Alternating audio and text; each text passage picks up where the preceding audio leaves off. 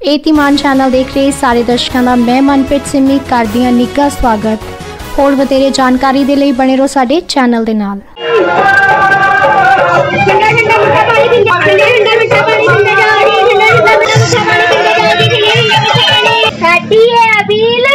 पानी दी लगी छबील, ठंडा ठंडा पानी, मीठा मीठा पानी, P low G P low.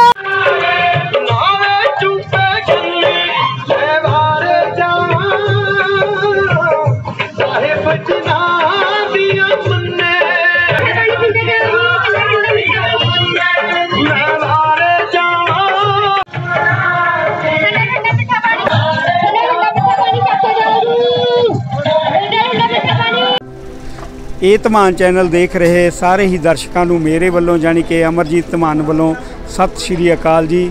ਸੋ ਜਿਵੇਂ ਕਿ ਆਪਾਂ ਨੂੰ ਪਤਾ ਹੀ ਹੈ ਕਿ ਆਪਣੇ ਪੰਜਾਬ ਦੇ ਵਿੱਚ ਵੱਖ-ਵੱਖ ਧਰਮਾਂ ਵੱਲੋਂ, ਵੱਖ-ਵੱਖ ਸੰਸਥਾਵਾਂ ਵੱਲੋਂ, ਰਾਜਨੀਤਿਕ ਪਾਰਟੀਆਂ ਵੱਲੋਂ ਸੇਵਾ ਦਾ ਬਹੁਤ ਹੀ ਜ਼ੋਰ ਚੱਲ ਰਿਹਾ ਹੈ। ਜਿਵੇਂ ਕਿ ਗਰਮੀ ਦਾ ਸੀਜ਼ਨ ਚੱਲ ਰਿਹਾ ਹੈ, ਹਰ ਬੰਦੇ ਦੇ ਮਨ ਵਿੱਚ ਸੇਵਾ ਭਾਵਨਾ ਕਰਨ ਦੀ ਇੱਛਾ ਹੁੰਦੀ ਹੈ।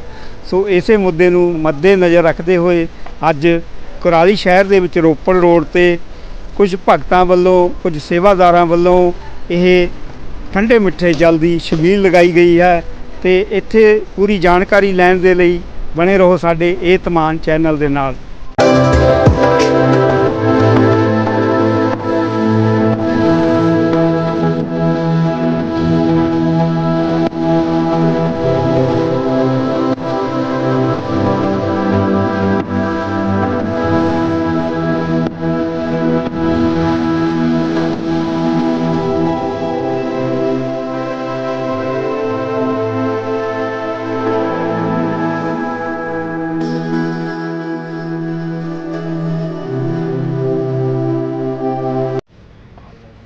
सब तो पहला मैं सारे वार्ड वासियों ते ਇਹ ਧਮਾਨ चैनल का धन्यवाद करता हाँ जिन्होंने मैनू इत्थे बुला के मान सम्मान दिता है।